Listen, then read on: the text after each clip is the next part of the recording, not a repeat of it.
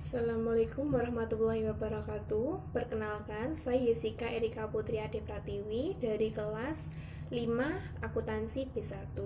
Di sini saya akan menjawab pertanyaan dari UTS yang telah dilampirkan di e-learning.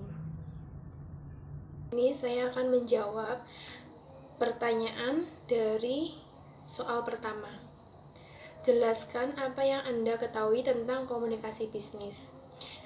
Komunikasi adalah proses yang diperlukan untuk mencapai pikiran yang dimaksud orang lain.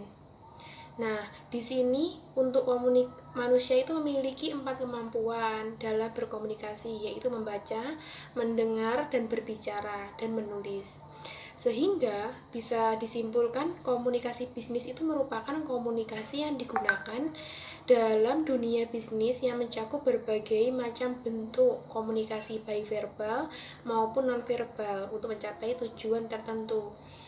Misalkan komunikasi yang dilakukan antara atasan dan bawahan untuk mencapai tujuan bisnis yang telah disepakati. Selanjutnya, nomor 2. Sebutkan dan jelaskan variabel-variabel komunikasi bisnis. Di sini ada 6 variabel komunikasi bisnis. Variabel yang pertama yaitu variabel sumber atau komunikator. Variabel komunikasi bisnis yang pertama adalah variabel komunikator, sebab komunikator adalah pihak pertama yang mendorong terjadinya komunikasi. Selanjutnya, variabel pesan atau informasi. Dalam komunikasi, tentu ada pesan dan informasi yang ingin disampaikan komunikator kepada yang lainnya, baik dari perusahaan kepada konsumen perusahaan. Selanjutnya, variabel penerima atau komunikan. Di sini ada beberapa faktor komunikan penting karena menentukan bagaimana kita berkomunikasi. Bahkan ada istilah analisis khalayak di mana dilakukan kajian untuk mengetahui profil khalayak.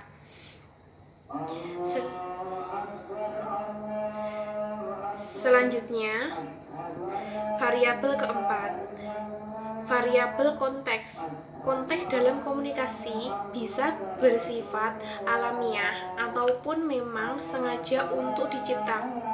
Konteks yang sengaja diciptakan telah direncanakan seperti pertemuan untuk business lunch, permainan golf, kopdar, rapat di tempat wisata, dan lain sebagainya.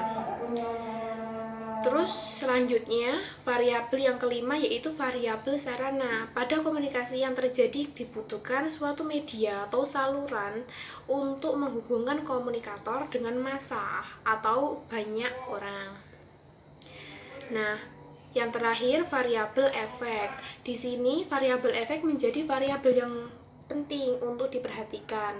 Efek ini bisa berupa dari yang tidak tahu menjadi tahu, perubahan sikap atau perilaku, dan lain sebagainya. Pertanyaan nomor 3. Jelaskan cara berkomunikasi dalam komunikasi internal. Komunikasi internal merupakan komunikasi yang terjadi dalam lingkungan kantor atau organisasi. Nah, komunikasi sudah seperti sebuah kewajiban, terutama dalam menjalani sebuah organisasi.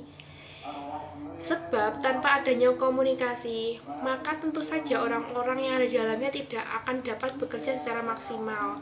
Sebab kurangnya komunikasi bisa menjadi pemicu dari masalah-masalah yang akan timbul di masa yang akan datang.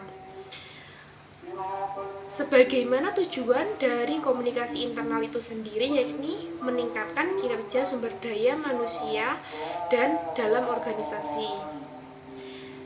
Maka prosesnya dimulai dari terjadinya pertukaran informasi di antara batang-batang struktur organisasi sebagai proses komunikasi dalam organisasi.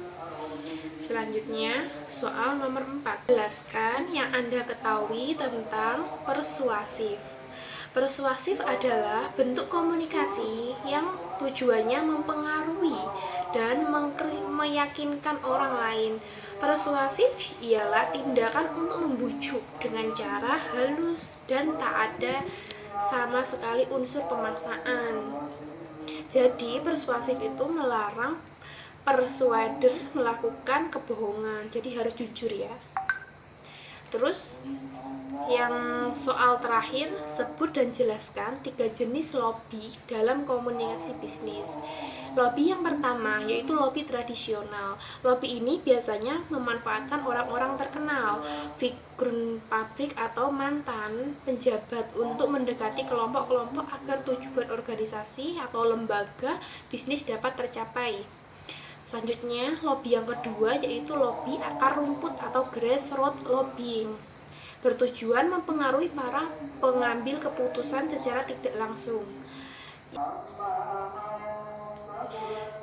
Yang terakhir, lobby political action committee, komite yang dibentuk perusahaan besar dengan maksud menempatkan calonnya di lembaga legislatif atau eksekutif sehingga keputusan yang diambilnya tidak merugikan perusahaan yang tergabung dalam komite tersebut.